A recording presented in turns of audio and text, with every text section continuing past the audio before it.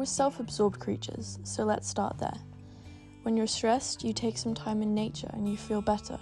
When your mind is manic and you can't move forward, you can go by the ocean and find some peace. Then you go back to normality and will revisit nature as it best suits you because it will always be there, right? Nature exists silently and courteously, serving as a refuge to inspire, reflect, and heal. Yet with so much to stress about, you don't possibly have time to worry about the rate at which the ocean temperature is rising, the mass death of all the coral in the sea, the overall bombardment and destruction of nature in its entirety.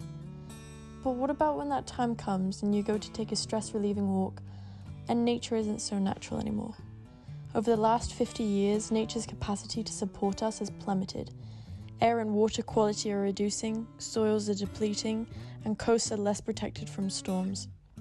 Humanity is destroying acres of forest, drilling for fossil fuels, overfishing and polluting the ocean, and inhumanely slaughtering animals for dinner.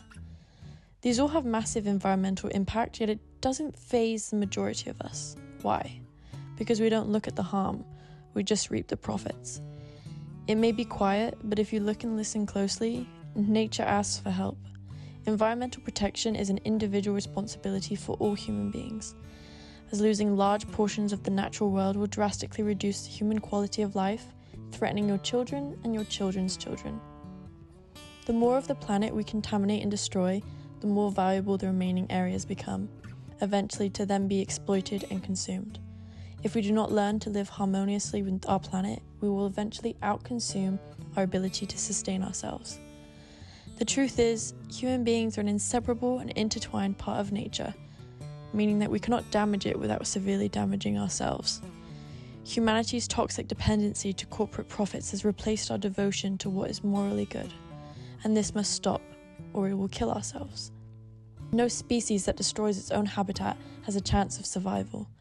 Nature is our habitat, not a resource to be exploited. It's the only home we have, and only a madman would burn down his only home. What sets us apart from other life on Earth is that we have evolved to be the dominant species. However, this dominance has been used poorly, to increase our power and destroy everything that stands in the way of consumption and greed.